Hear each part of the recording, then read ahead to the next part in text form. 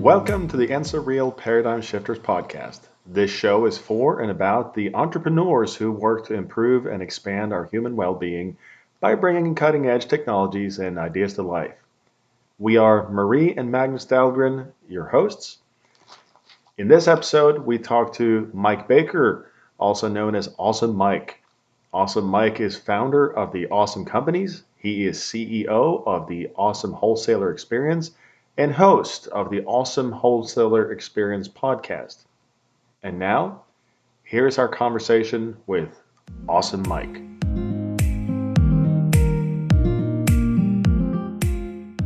There we go. Good morning. Good morning. Now we can hear you loud and clear.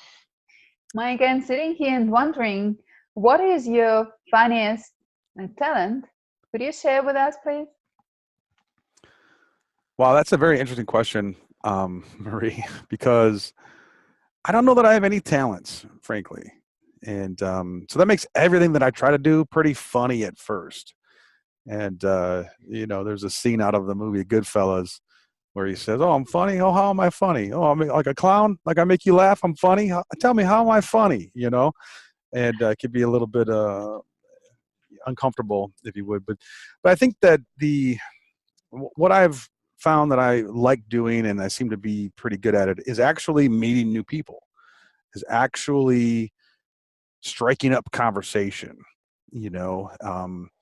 I tell people all of the time when I meet them, I should say for the last 5 years or so, I've said, "Hi, my name is Awesome Mike." Yeah. And then I wait and they look and they're like, I get the eye roll or I get the what? And I said, because Magic Mike was already taken, and that usually gets a chuckle out of people. And, how many people have said that they're Awesome Mike or whatever? So that's kind of an icebreaker. And then I get into, and I said, well, actually I have a coaching and development system that I use the word awesome as an acronym, as a structure to talk about the major facets of success, like your activity, the who, what, and why, your emotional language indicators, your systems, and the such. So it's a talent to be able to really be almost fearless. And it's kind of funny because I have to almost put myself into this character. Okay. How many times have you met someone and forget their name almost immediately after they said it? It happens on occasion. And I think because it's not funny, because it's not memorable. So I use Awesome Mike. It's kind of funny. And then I have an actual structure behind it. So meeting new people and calling myself awesome, which is funny in its own right if you know me. Thank you. That leads me to the first question. You mentioned a movie and some talents, and I also look at your bio, how you'd like to be introduced. And it says here you became a drill instructor. So my question is Senior Gunnery, is Gunnery Sergeant Hartman real? Yeah, and I think you're talking about the movie Full Metal Jacket. Yes. Yeah, and Lee Hartman. Yeah, he just passed away actually. Oh. Yeah, rest his soul. But he just passed away, and not only is he a real person, but his caricature, his icon, was very real for me. My partners, the other drill instructors, and myself would actually watch the opening scene in that movie before we actually took real live trainees off of we call them cattle cars, and did the same thing to them. And we've had them doing dragging their duffel bags around and putting it straight in order and barking. And we call it shock treatment. And so that movie was instrumental to a generation of soldiers and me being one of them. So yeah, very real. It's kind of humbling because I got out of the Army. I spent 12 years in. And there was a good chunk of it where I was a drill instructor, but I actually got out of the Army. You ready for this? In the 1900s. So to say that that's part of my, resume is really stretching. That was when I was a young man. And, but those character traits that I developed when I was there, that the mentality, the attitude was really established there. Well, I'll actually use this as a good transition to talk to you about a transition or a paradigm shift that I had in relation to that. So when I trained those soldiers, it was to have this stuff done by this time or else. Yeah. Or else. And we would literally, reprimand and punish them physically, mentally, every way we could to instill the importance of getting this task done. Because if they're on the battlefield and they don't move fast enough, people are going to die. Right. And if you're a support personnel and you don't have the bullets to my soldiers so they can fight and win, they're going to die. So I left the Army and became a spokesman for an investment company. We call them wholesalers. And I was doing a seminar one time, and I had a room full of 50 financial advisors, which is a big room, a very fertile selling ground for me. Huge opportunity. And my support staff from the home office failed to get the materials for the seminar to the seminar. So here I am about to present to 50 or so financial advisors, and I don't have a brochure, an ink pen. I don't have anything to give to them.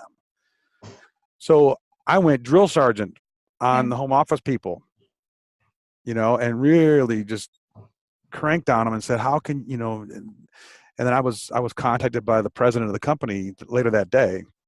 Mm-hmm. And he kind of reprimanded me, but it was an epitome or a paradigm shift when I realized, hey, wait a minute, nobody's going to die if this brochure doesn't show up. So it was a really big paradigm shift into my role, and to be able to metamorphosize or to change into this civilian leader of people, as opposed to the military drill instructor that I had been, kind of trapped inside of that persona that, that Gunny had instilled in us. That was a big paradigm shift for me, is that, we're not on the battlefield. We're doing the best we can to do business, but, we're fortunate to where nobody's going to die if we don't get a brochure to the battlefront. All right. And I'm wondering, this paradigm shift, what kind of features or characteristics of your character this paradigm shift revealed to you? Could you specify, please? Yeah, sure. So several, and the first ones that come up in my mind was that I was very insecure. You can actually compensate for insecurity with obsessive compulsiveness.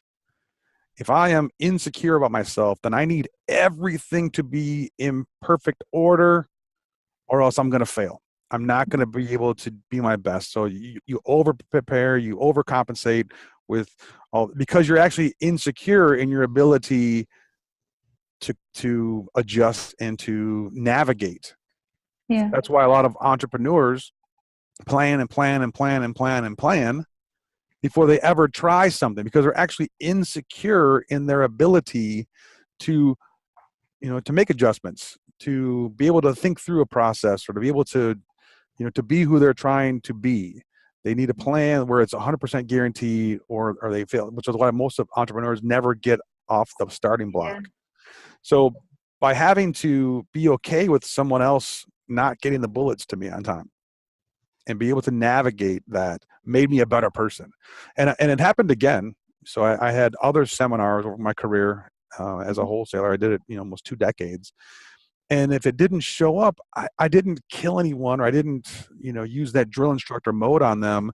I actually did it more of extreme ownership, to where I said, well, I must have failed to give them instructions clear enough and easily enough to get the materials where they were, and that I didn't check up on it, and I didn't send it early enough so that if something did happen, and then I also didn't have a reserve parachute. I went to airborne school, and you don't jump out of the plane with just one parachute. You have a reserve parachute. And by having a set of brochures in my bag at all times, I was never again a victim of someone else's, failure to execute. So nobody died, I still got it done. In fact, even today, I have this right here. This is my backup. This is my phone that has the connection for this meeting if something were to go wrong with this meeting. with this computer, with this setup, I can call you right now and get right back on and accomplish the mission. So having a little bit of redundancy helps.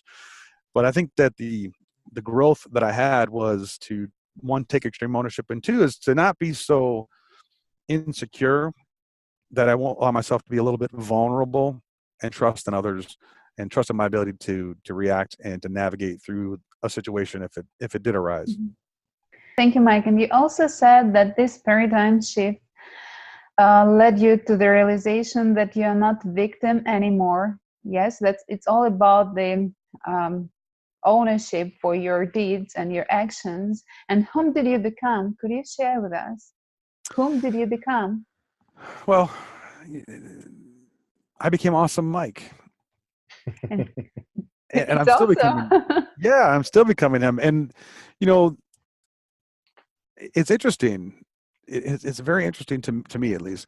Might be extremely boring to someone else, but being Awesome Mike is a constant reminder, one, of the awesome opportunity that I have.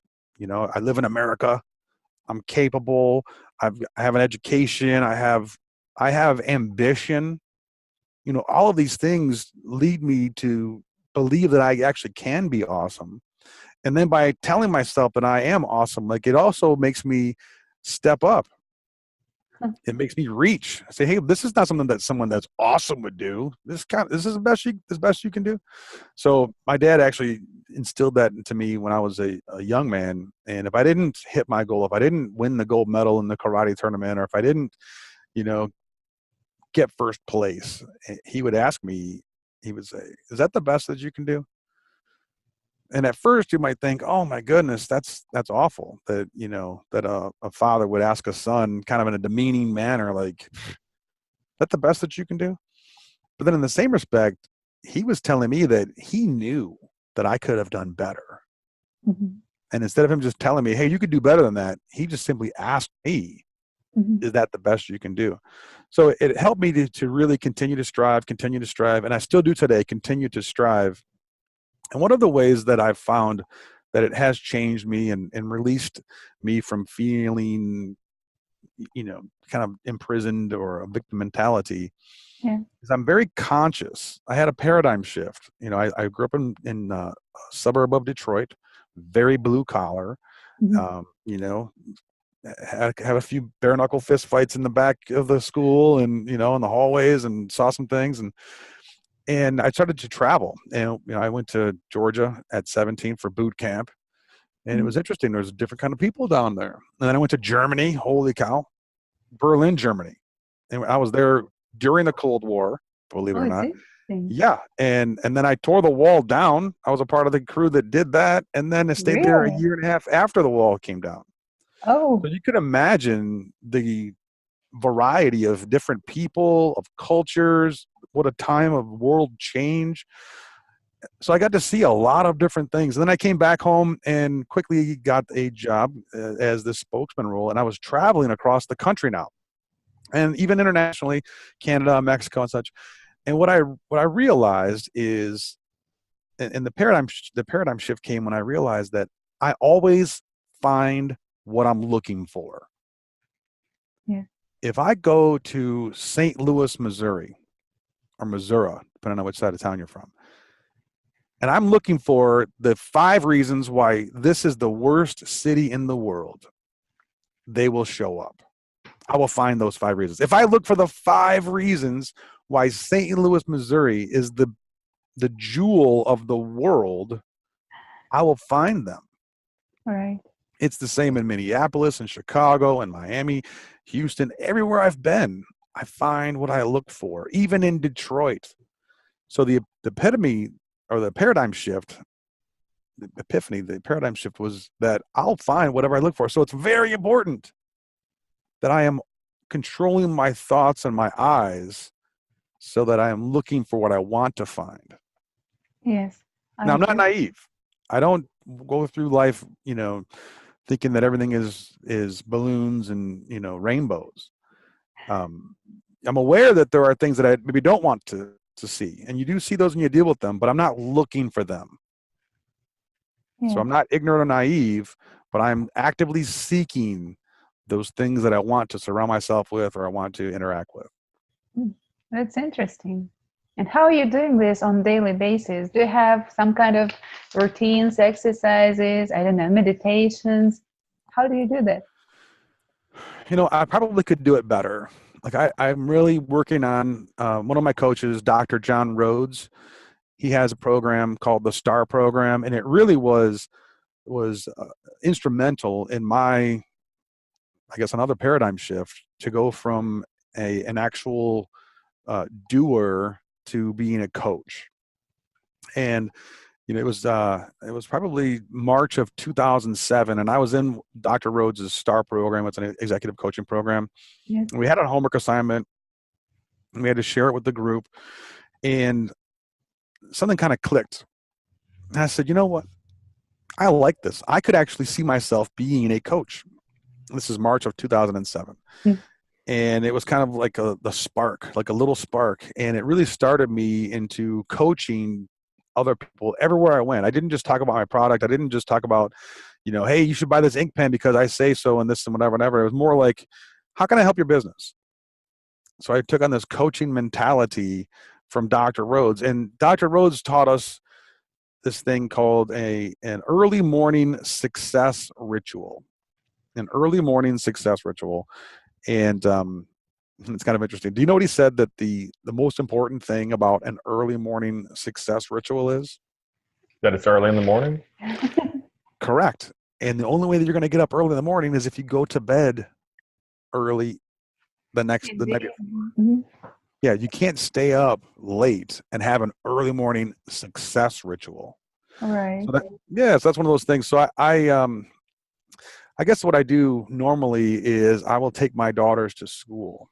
Now, if I'm on the road, obviously I can't do that. But every morning that I am home, I will take them to school, and I kind of have them trapped in my office here, my car, for a good 25 minutes. And I try to instill the values and the ethics and the concepts with them. I try to instill it into them, and it kind of gets my mind started in the right direction. So that would be my, probably my biggest, the biggest part of my early morning success ritual currently. Mike, before I start to ask you about coaching, because I already have a lot of questions, I would like to ask you, you said that you were in Germany in time when the wall collapsed, and actually you were one of the people who were reassembling this wall. I'm wondering what you were thinking about when you were doing that. Well, that's that's an interesting question. Okay, so let me set the time. It was November 9th, 1989.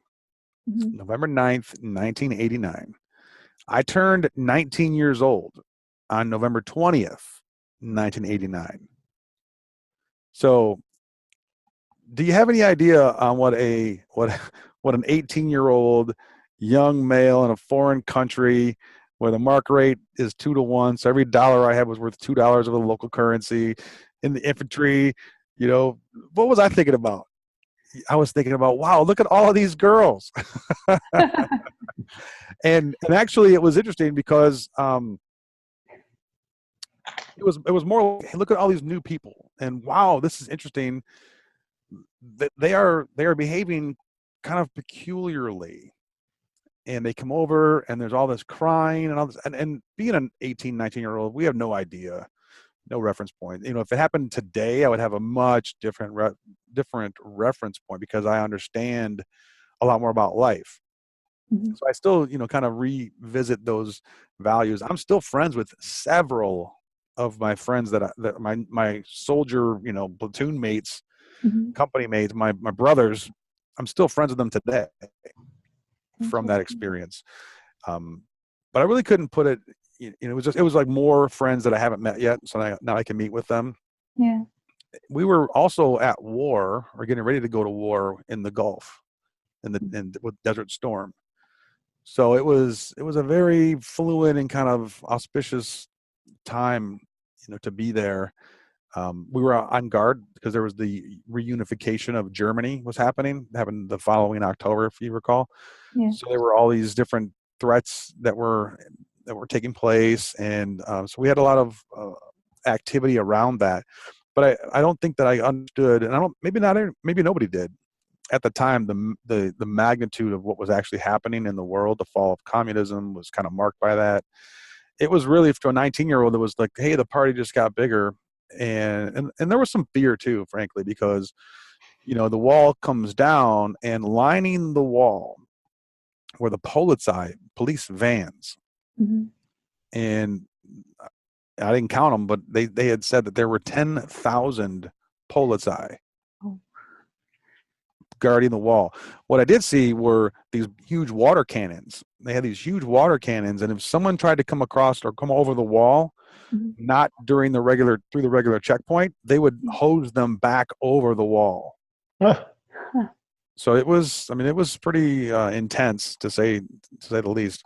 But yeah, as far as the historical value of it, it was just more friends, and it was a great party. Put it that way. We had a great time. We had no negative incidents, no violence, nothing. Everyone was so happy that it was a really beautiful moment. Thank you. Thank you for sharing.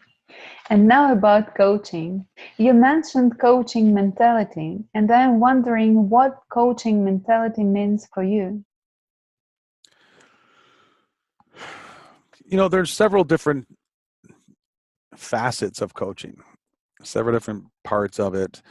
And, for me, I believe that I get a lot of fulfillment out of paradigm shifting. It's Transformation. it's what you do. But literally, when I tell a financial advisor or I tell a wholesaler, I say, most of the time, this is what the W in awesome stands for. Most of the time, we always focus on what we do. Hey, I'm Mike, nice to meet you. Or I'm awesome. Mike, what do you do? Oh, I do coaching and consulting and strategic advisory services. I do public speaking. Oh, I'm a wholesaler. I'm a financial advisor, butcher, baker, candlestick maker, what have you. And I coach these, and I said, it's not necessarily about the what you do. It's more important about who you do it for and why you do it. Say you're a financial advisor. Let's say that I'm a financial advisor. Hi, I'm Mike. I'm the founder of JBRS Financial, kids' initials. And we provide financial planning and wealth management. That's the what, which is all kind of the same. It's all financial planning, wealth management. It's kind of vague. But we provide that to parents and loved ones of children with autism to ensure that those kids have a decent and dignified lifetime. So holy cow. Mike Baker, founder of JBRS Financial. We provide financial planning and wealth management to the parents and loved ones of children with autism to provide a decent and dignified lifetime, for that kid's lifetime. So that's the who. Now, any parent or grandparent or loved one with somebody that's got a kid with autism, they raise their hand. They go, "Oh my goodness, that's for me." It's not about the financial planning, wealth management. So when I tell an advisor that, and they get it, and they say, "Oh, okay." So it's not about the what I do; it's about who I do it for. And that light goes off in their head. That's very fulfilling to me, because I know I might have just changed their life. I might have just changed their paradigm on how to help more people, which is what they're trying to do. So if I would ask you why it's important for you, could you share with us, please? Is it about contribution for you, or what are your thoughts about that? What is your why? Yeah, that's a great question. Great question. Great show. You guys are very good at this. So Grant Cardone, who is he's Miami-based, motivational expert guru kind of dude. He taught me this, and Simon Sinek with the whole "start with your why" movement. So I'm thinking about why for me. Why is it money? Is it financial freedom? Is it there's all of these kind of material things that are out there, and Grant kind of summed it up for me, and it's his own goal, which I've now adopted. The reason why we do these things, the reason why why I run the awesome companies, I have Awesome Business Consulting, they have the Awesome Life Network, I have the Awesome Wholesaler Experience. The reason why I'm doing these is for one reason, and that is to reach my full potential. Interesting. To fulfill my potential. I've been given these abilities, these connections with these learnings, and the ability to meet people. And so I don't know where it stops financially. I don't know where it stops. I would like to positively influence, to reach 1 billion people with a B in the next 10 years. Oh, And that's just because that's only as far as I can see my potential. That's what I want to do, is reach my potential. So that's why I'm striving. And I believe that through coaching, I can do that. I seem to have a knack for it. I enjoy it. And it's a real way that I can scale up and reach more people and help them. interesting. And I have another question, of course. What if we will pretend with you right now that you already achieved your full potential? Who are you? Awesome Mike. Awesome Mike. Yeah, literally that's who I want to be, is Awesome Mike. And I do have people that I would like to replicate a few of their traits. Like Tony Robbins, very dynamic, very passionate on stage speaker. I want to do that. Brian Rose has developed his knack of doing online meetings. Brian Rose. So I'd like to do some of that. Grant Cardone does a show every day. At noon, he's doing a show every day on a different topic. I would like to implement that. Jeffrey Gittimer does a lot of in-person, live workshops across the country. I would like to implement that. So there are bits and pieces from a lot of people. Zig Ziglar. Yeah. Yeah. Jim Rohn. Jim Rohn is actually the guy, ROHN, if you know Jim Rohn. He's actually the guy that found Tony Robbins. Right. Yes. It's his Do you know that story? Yeah. Yes. He was Yeah. working in his for him during his seminars, and and actually Tony attended a seminar. Right. And they had a little station set up to where you could leave a testimonial about your time at the seminar. And Tony did it, and they said, "Wow, this guy looks good on camera." And they followed up, and and then it worked out. But so a lot of those guys are there. A lot, and the list. My room of mentors is large, and it continues to grow. So I want to be me. I don't necessarily. I feel like I would be limiting my potential if I just said that I would be like the Tony Robbins. I've used this before. I want to be the Tony Robbins 2.0, and I think that's limiting, because I think I can just be me and be Awesome Mike. Yeah. I got a question for you related to this. Do you enjoy the process or the goals more? Or both. Or both, or neither. So the goals is interesting, because goals are important to have some of this, and I'm very goal oriented. I'm very competitive. Like for me to do martial arts, I do martial arts, and it was always about becoming a black belt. And then I became a black belt. What? Taekwondo. She takes Taekwondo. I am familiar with the concept. Yeah, that's like and it really is. It is a life-changing moment. And I didn't say when I got my black belt. I didn't say when I earned my black belt. I said when I became a black belt. It's different. And everything I do now has to be black belt level. Right? So that was a goal.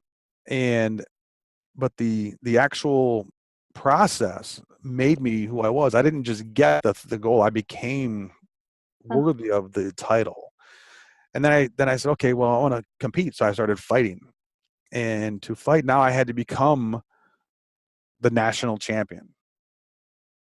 And it wasn't just good enough to win a gold medal somewhere. I had to become the national champion. And so without the goals, it can be easy to kind of cut yourself short or not have a measurement. But it truly is about the journey. It's not about the victory. The victory is important, but as soon as the victory is finished, very quickly I want to go on to what's next. So I don't know if that answered your question so much. It's really, both of them are important to me. Well, I was just as interested in seeing how you view the goal, because it's a little different than just a point that you pass. It's more about a step that you step on. The goal is not a point. It's more like a step. It's a benchmark. Absolutely. A benchmark. And then you Yeah. can step on that towards the next goal and build rather than just being stations along the way that you pass.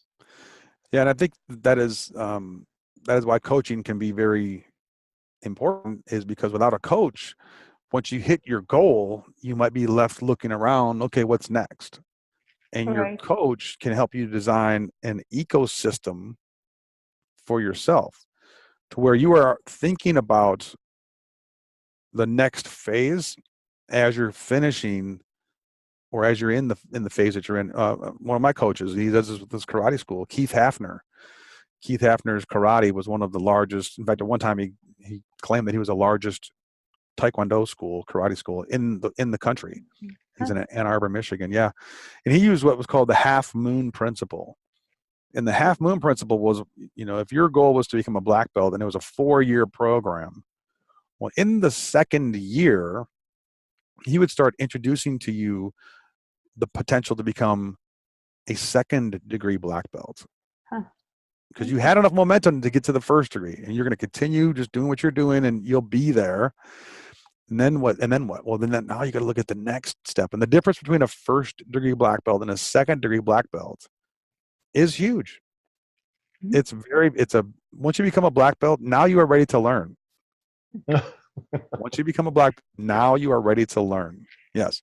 So becoming a second degree black belt is a huge leap from just becoming ready to learn. Third degree black belt is even more. Third degree is called the power rank, because usually you are at your peak as far as energy, as far as desire. Now you want to prove that you are a champion amongst black belts. And then when you hit fourth degree, now you are a master. So the difference in skill level and ability between the first degree black belt and the fourth degree black belt is exponential compared to white belt to black belt. White belt to black belt is just the tip of the spear to get to that fourth degree. And then from fourth degree, it's okay, now you have to become a grandmaster. You have to produce masters. You have to go from doing, you still do, but now doing becomes more teaching and developing others. Yes. As opposed to just doing it yourself. And I think for me, actually, with coaching and with wholesalers, I was a very good wholesaler. I have plenty of trophies, and this watch is a trophy from my success as a wholesaler. And to become a coach for wholesalers is kind of like me becoming, a master level and even a grandmaster level, to where now I can develop great wholesalers or awesome wholesalers along the way. Interesting. Could I ask you what life is all about for you? You say that, all these different songs pop in my head, like Every Day is a Winding Road, Sheryl Crow, I think life is about living. For me personally, if I am not in the battle, if I am not on the battlefield, metaphorically making moves, doing things, I'm not comfortable. Sundays at times can be the worst day of the week for me because it's a little slower. People are relaxed. Oh, I don't do that on Sundays, what have you. And that's very frustrating for me because I feel like I'm not living up to my potential. Mm-hmm. So for me, life is about living. It is about living. Jim Rohn said that his father would be out until 10 o'clock every day. And he said, live life, go to the parties, go to the thing, go to it. Yes, there are all these different excuses on why you can't go. Find the reasons to outweigh the excuses. And that is what life is about. Life is for living. Interesting. Thank you. And I would like to ask you to share with us and our listeners a little bit more about your awesome system, because I know that each and every letter in this word means something. Could you explain us? I would love to. Awesome. Okay. Awesome. Awesome. Yeah. So, and I'll tell you, the origin of the word awesome came from the 1980s. That's when I was in high school. Okay. And that's when that kind of became cool. Everything was awesome, and kind of the Valley Girl mentality with the clothing and with all of this. So the word awesome was, it was commonly used. And then I went to the Army, and the first company that I was assigned to, it was Alpha Company, and they called it they called it Awesome Alpha. So every time that we assembled and the commander would say, come to attention, we would all yell, awesome, so it was being programmed in my head. And then I got out of the Army and started doing this and that other thing. And then I was at a swimming pool at a conference, and I did something, I don't know, like a trick or whatever it was. And somebody said, wow, that was awesome, Mike. And it kind of hit. It was like, well, that was awesome, Mike. And so I said, oh, I'll start using that. It was really a joke out. So I said, well, I go by Awesome Mike because Magic Mike was already taken, which is kind of funny, and it was very memorable. And then as I started to design my coaching program, I needed some way to organize my thoughts and the structure. Yeah. So I said, well, I'll just call it the Awesome Wholesaler Experience. I call it Awesome Business Consulting. And I use each of the letters as a word of this acronym. So really quickly, and each of them are their own course, their own module in the master course, but they're also their own course. So A is for your activity. For your activity. What are you doing? Are you making phone calls? Are you sending emails? Are you doing presentations personally? Are you doing Zoom meetings? Are you meeting face to face? And when you look at activity, there's a few different facets to it. One is, is it urgent or is it important? Important, yeah. The Covey quadrants, right? Yeah. So to help identify which activity and then put it in its right quadrant, whether it's important or urgent. And then secondarily, there's what I call the efficiency versus impactfulness frontier. So is this activity efficient? And then how impactful is it? Think about an email. How efficient is an email? Well, it's instant. It's free. Yeah. Right? It's very efficient. How impactful is an email? It depends. Yeah, it depends, right? But now let's compare and contrast it to a face-to-face meeting. If you and I had to do this meeting face-to-face, how efficient would that be? I think much more. It's not efficient. It's much difficult. I have to get on an airplane. I have to come out and visit you, right? It's much more difficult to actually make happen. But impactful, oh yeah. It's very impactful. All of your senses are available now, not just your eyes with the reading the email. So there's not a silver bullet with your activity. Okay. You don't just pick one silver bullet. You have to mix and match all of these different activities so that you get both the efficiency and the impactfulness. And I'll go through the rest of them without going into that much detail. But the W stands for the who, what, and why. And I mentioned that earlier. Who, what, why. Yeah, everyone listens to the same radio station, Marie. Everyone does, even in you guys are in Maryland, right? Massachusetts, Maryland. Yeah, they play there too. Maryland. It's WIIFM. What's in it for me? Everyone, that's what they want. So if you're not talking to them, you never reach them. The E stands for your emotional language indicators. Now, are you guys familiar with the 5 love languages? Yes, I am familiar. Yes. Okay. If you could repeat it for our listeners. So I've taken the idea from that and the idea is that we talk in different languages. Different things are important to us as people. So I teach my students that they need to know their language. Like I am a pride person. So I want the best of things. I want the finest of things. I want the 5-star mutual fund. I want the nicest restaurant. I want you know what I mean?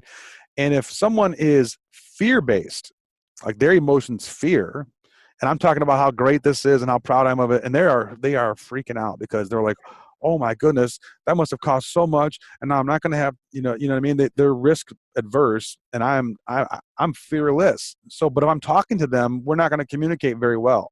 So what I teach my students is to identify their own language and then identify the person who they're communicating with. I almost said their victim, but the person that they're communicating with, just to identify theirs and then be able to talk to that person in a language that they can hear.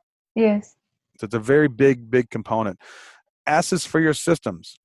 And the word system is its own acronym, which stands for save yourself, stress, time, energy, and money. Without a system, that is your system. Randomness is a killer. People do these random acts of selling. So we talk about your system. How do you do a meeting? Inside the meeting, how do you set it up? How do you keep the flow of the meeting going? What does your email campaign look like? How are you doing this? There's a lot of systems that are involved with a great business. Always for your omnipresence. Omnipresence. You have to be there all the time. Now, it's not my client's responsibility to think of me when they're ready for coaching. No.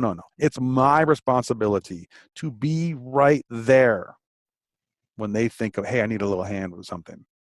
Omnipresence. M is for memorability. Awesome Mike, pretty memorable.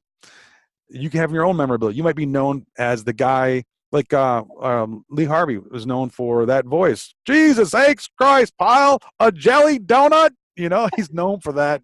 In your foot locker. Yeah, in your foot. Yes. See, very memorable, very memorable. So I help my students to develop their own memorability. And then E is for your engagement process, which ties it all together. You can have all of the first 6. If you don't have a method to engage with your client, then it's just a nice conversation. So I talk with them. So those are the 7 letters: activity, who, what, and why, emotional language indicators, systems, omnipresence, memorability, and engagement process. And they're applicable in business and in life. Right. If I want to be a good father, what are my activities with my kids? Who am I targeting? Now, when you say who, well, you got your kids, obviously. Well, my kids are all different, and they're at different phases of their life. So you can get into it. E, what are their emotional language indicators? How do I communicate with them? They're all different. S is for my systems. What's the system? One kid needs more attention than the other one does. One kid, if I'm talking to her every day, all day, she is absolutely annoyed. The other one can't get enough. Memorability. I want to make sure that I have moments with my children and that they remember them well after I'm gone. And then, of course, the engagement process is the same too. How do I engage with my son versus my other son versus my 2 daughters and such? So you can apply an awesome acronym, this awesome way, to business and to your life. Thank you very much. Right. I'm processing. Yes, boom. Awesome. Mike, I have a question. What is the biggest challenge right now in your business? Could you share with us, please? Do you have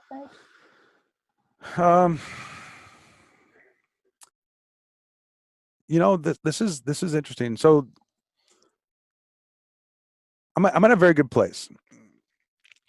I'm at a very good place where I have, my mind, I've had a paradigm shift myself.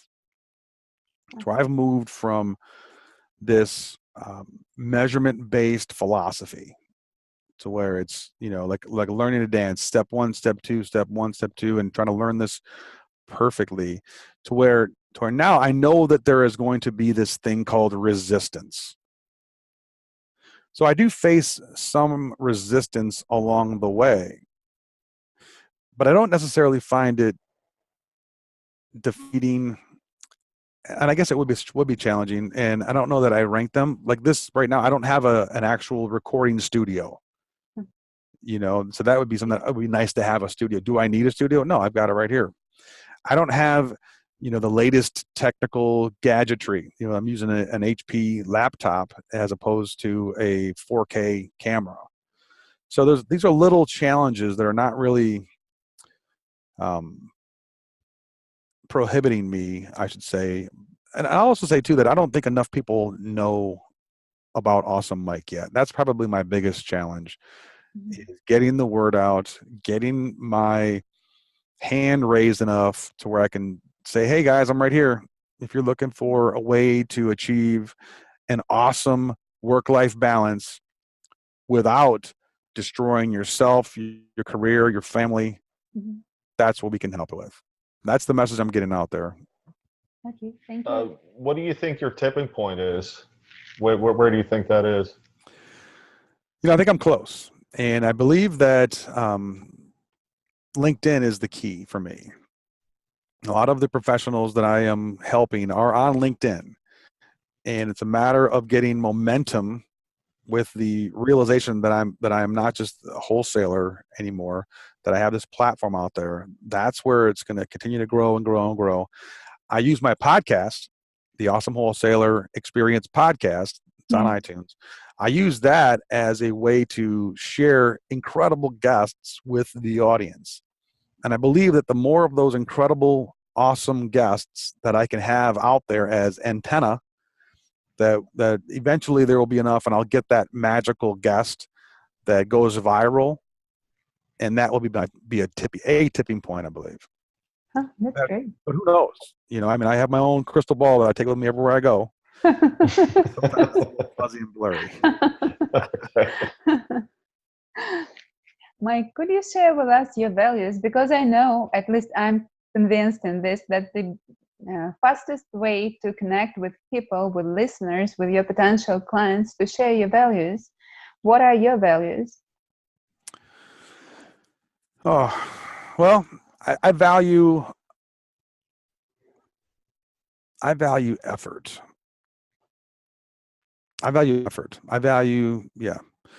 I'm not a big wrestling fan, like the professional wrestling, but if you know about Dwayne Johnson, The Rock, that's kind of where he really hit it big, was at wrestling. And he had his little sayings, his mantras, and the one that kind of stuck with me though was, don't talk about it, be about it.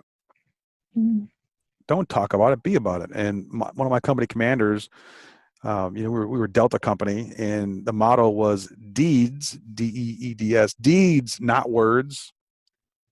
So I value initiative. I value effort. I value resilience.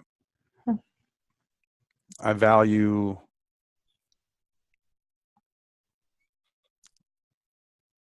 optimism. Great. Yeah. Pessimism is, and in fact, it's funny. I'm pessimistic about pessimism. That's one of my learnings is, hey, just because I'm Mr. Happy, Awesome guy, Mr. Optimist, doesn't give me the right to be negative towards somebody who hasn't done the same thing, who's not on my, on my happy ship. And I need to be able to give people their own right to be who they want to be. And that's actually another paradigm shift that I had probably later last year, early this year actually, is this difference in mentality from chasing something to possess it. Like if I'm going after a prospect and a huge advisor. And this advisor does a ton of business. And if I get this advisor to do business with me, I'm going to really do well. So I chase this advisor. I'm chasing them. And then when I get them, now I want to possess them. Oh, you can't do business with that person. Oh, you can't do business with that. Why are you talking to that person? Oh, you should just ask me about this. You know what I mean? And you think about it in relationships, we often do that.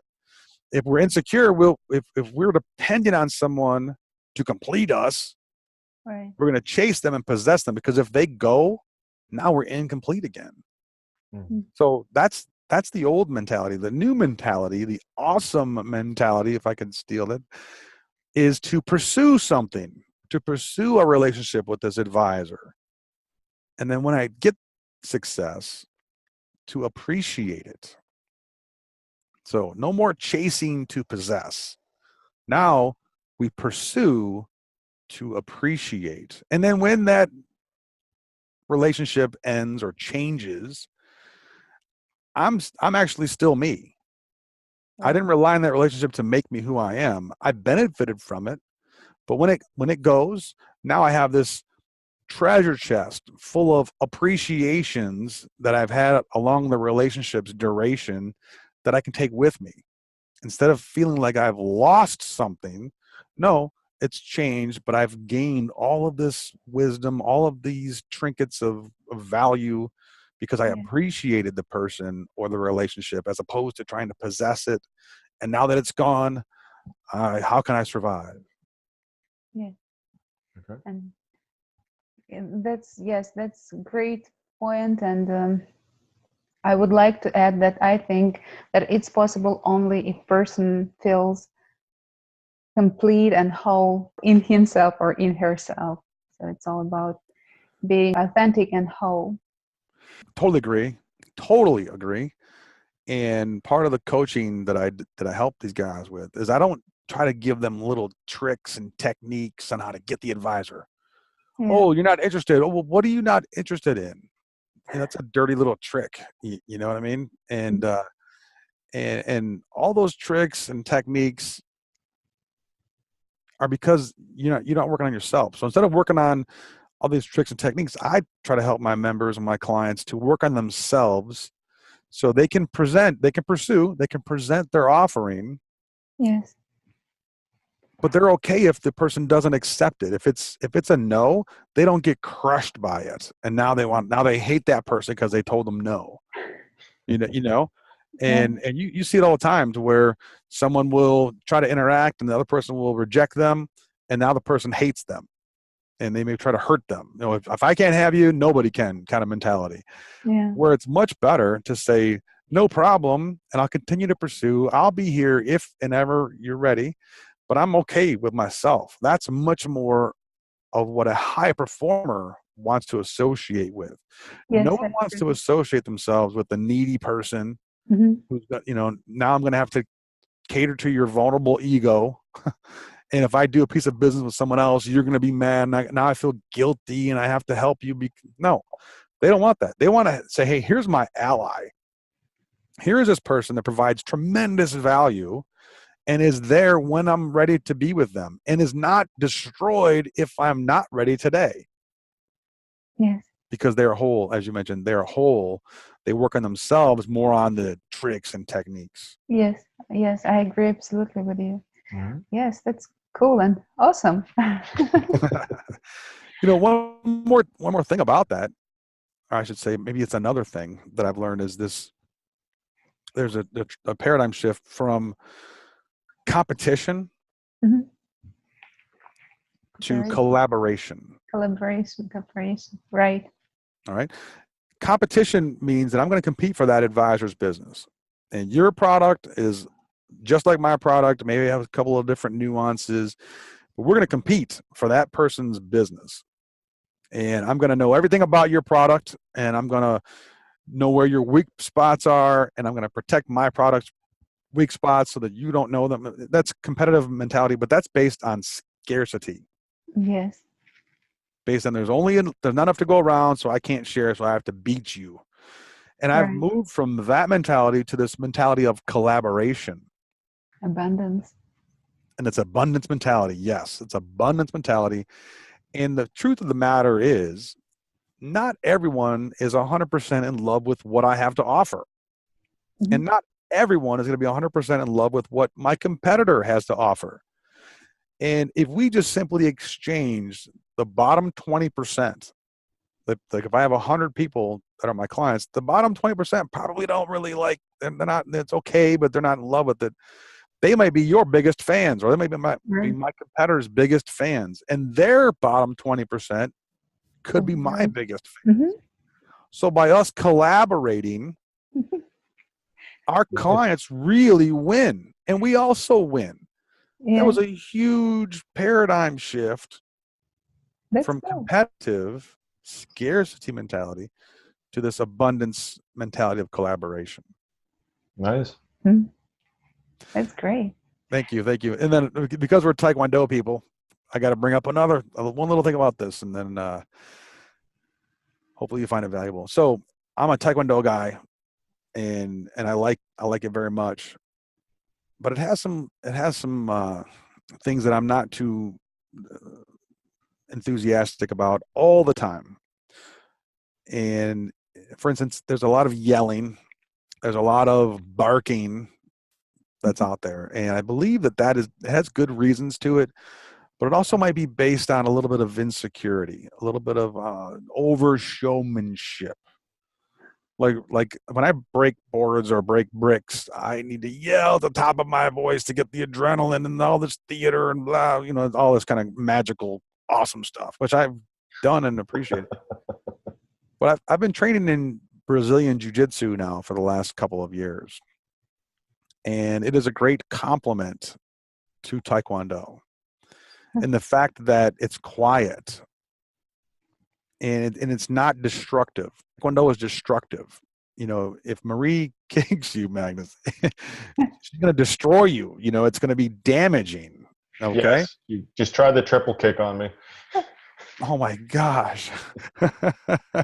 That's a very difficult move to make. And the triple kick. Yeah. And I'm sure she sounded cool doing it too, right? Yeah, it's awesome. But it's destructive. You're going to destroy your opponent. Jiu Jitsu is quiet, and all that she has to do is just control you. She doesn't have to defeat you, just control you to win. So if she grabs you and you're fighting, even if it's just sparring, she knows now how to protect herself, and then she can get in a position to where you can no longer harm her. You can't kick her, you can't, and she can do this without hurting you. That's the magic of jiu-jitsu, is that I can win without actually hurting you. Now, it's like a buffet. If you're the opponent, you can get all you can eat. And if you want to keep going, now she can hurt your arm and put a little pressure there. And if you don't comply, she can put a little more pressure. And if you comply, then she can switch and grab you around your neck and put some pressure. And if you don't comply, eventually you go to sleep. So literally, she can totally disarm you, defeat you, render you unconscious without hurting you. Oh, that's cool. That's a martial art paradigm shift. Because Taekwondo, if I'm kicking somebody, they're getting hurt. And I'm going to court, you know? So it's an interesting compliment that it has. I think there's a place and time for everything. You know, if someone needs to be barked at and that's going to win the fight without me ever having to touch them at all, that's even better. Yeah. You know, than having to choke them. So a little bit of awesome Mike's opinion on martial arts there for you. Yeah. That was a bonus module. I'm in deep thinking now about Taekwondo. Okay. Mike, would you share with us your mission? Well, I think the mission is, you know, I've got this big goal out there, and that is to reach my full potential. Okay. To reach my full potential, to help others to reach their full potential. That's my mission in life, is to help others reach their full potential. And by doing that, I feel that I'll reach mine. I have some benchmarks. One of them is to impact 1 billion people over the next 10 years. And also gifting. I would like to continue to donate, to give away 10% of my gross revenues as I continue to grow this business. That's good. And here's the so what? Like, a lot of people do that. Oh yeah, we always do that. I want to create a structure where I'm giving it anonymously to anonymous. Why so? I think that's the way to do it. I think it's the most real way. Because if I give X amount of $1 million to this charity, I'm getting credit for doing that if you know about it. And the charity feels like they have to thank me. And so am I doing it out of my kindness of my heart, or am I doing it because I'm going to get exposure? And so the only way to cleanse yourself from any possibility of that happening is to do it anonymously. And then it also means that I'm really giving because I'm not even aware of where it's going. Now, I'll have a filter in there that protects me from my recipients knowing it was me, and then also protects me from knowing who the recipient was. And why it's important for you to do this like that? Because I want it to be genuine. I want it to be real. I don't want it to be a facade. Okay. Whom do you want to be instead? I think that, you know, if I say that I'm going to be awesome, that's part of it.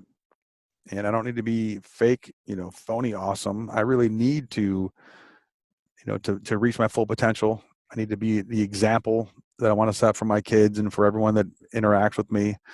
And I want to reach as many people as possible. And with, you know, with the gems that I've collected and continue to collect along the way. That's cool. Thank you. And Mike, you know that all of us, I think, have situations in our life when we experienced failures. Could you please share such experience with us and our listeners today? Did you have such, and what have you learned from this kind of experience? Yeah, that would be a long show. That would be a long show. We talked about all of the failures. And I think failure is a relative word. I think failure is like a finite, or it's final, like you failed. And I really believe that it's just it's a learning. Either I succeed or I learn. I succeed in this or I learn from that. Or, so I really don't even acknowledge the word failure. It's more of a learning point. And I have many of them, and I continue to develop them as I have these different, paradigm shifts as I'm going along. I will say that that my vision, I didn't have the ability to look up far enough, and I didn't have the ability to make a, Tony Robbins said it best. He said, and he got him somewhere else, but most people overestimate what they can accomplish in 1 year. Mm-hmm. All these New Year's resolutions, most of them are gone by Valentine's Day. True. Yet most people also underestimate what they can accomplish in 5 years. Yes. So the challenge that I had was I wasn't patient enough to project out 5 years. I couldn't see that far. I wanted to, I was like Chicken Little trying to catch all the money in this 1 year instead of, I was the hare, I should say, running around instead of being the tortoise and planning it out. So what I learned from this is, okay, put together 5-year goals. 5-year goals. And you still take the action on the 1-year goal, but the 5-year goal is the key. It's short enough to where you can see it. It's crystal clear. It's far enough away to where you can be in quadrant 2 and do things that are important, but have not yet become urgent. So I'll tell you, I was working with Dr. Rhodes actually, and I'm like, okay, Dr. Rhodes, I don't get it. Every year I got to do a new 5-year goal, and it's always 5 years out there, and I never reach it. And he chuckled a little bit and kind of, patted me on my head like a school child and school age child. And he said, listen, do it by your birthday. So when you turn 25, what do you want to be? What are your goals, aspirations? When you turn 30, what are your goals? 35, 40, 45, and however far you can go. And if you do this with a 20-year-old, they can't go much further than age 40. They're like, oh, I can't even see that far. 40 years old? Oh my gosh, are you kidding me? Right? Because they're 20. Yeah. If you do it with a 35-year-old, they can't see 70. Right? So it's interesting to see how the goals, shrink and they get more, philosophic as you go out there. So that really helped me a lot. But then I come up with this problem with age. And, ageism is a real thing.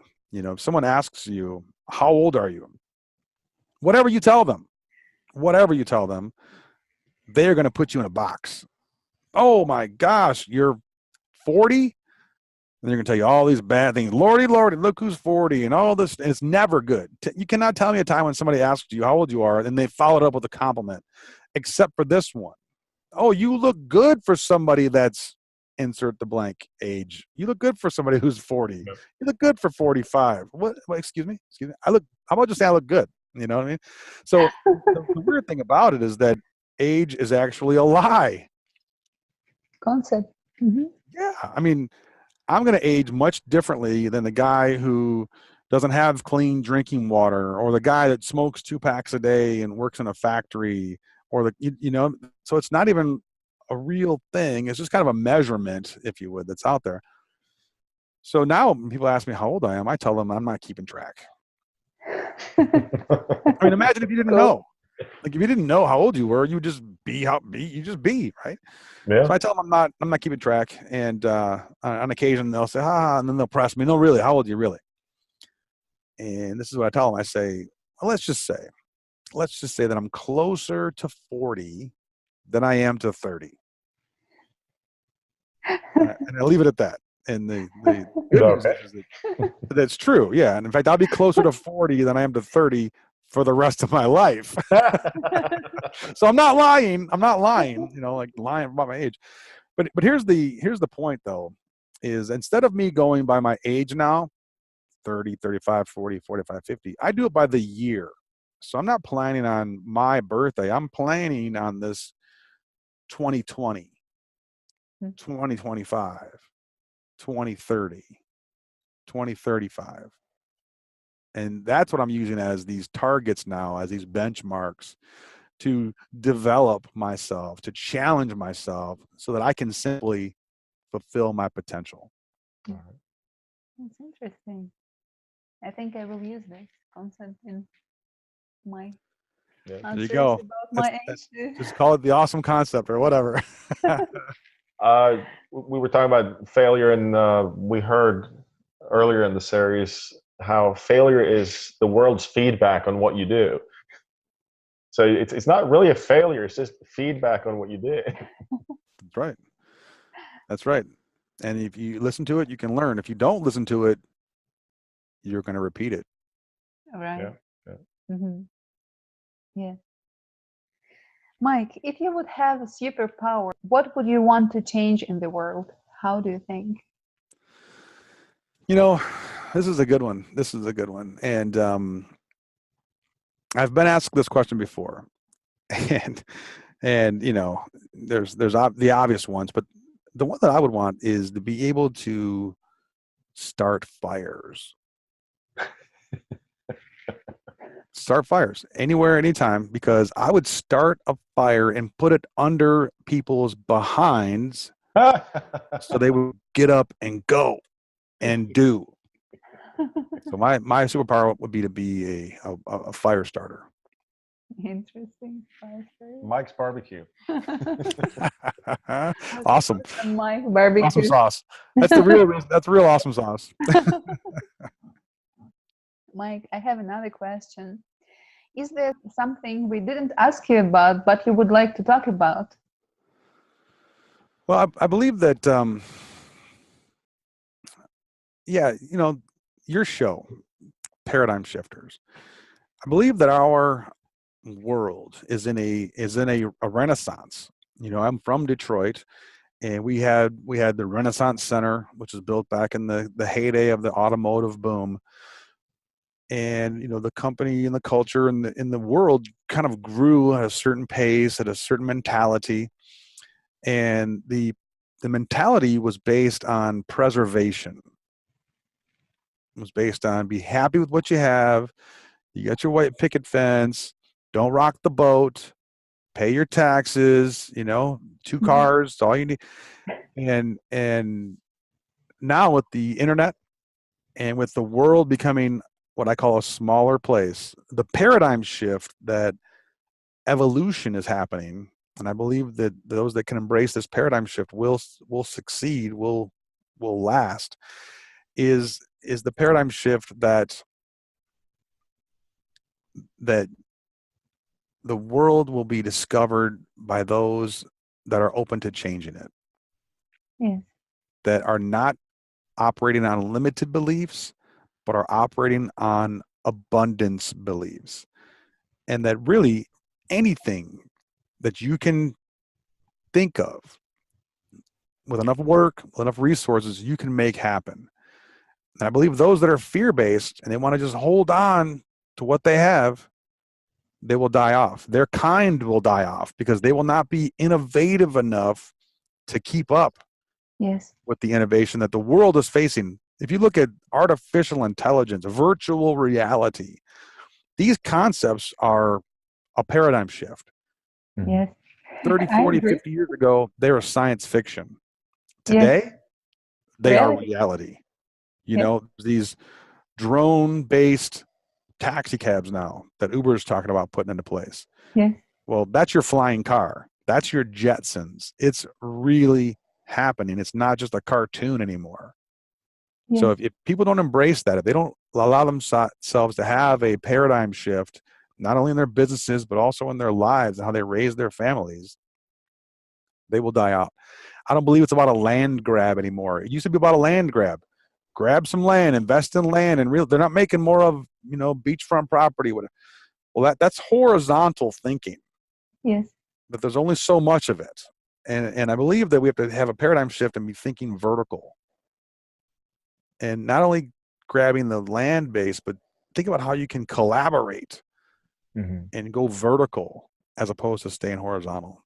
And I appreciate your show because you're curating great minds that are embracing this paradigm shift on a universal level.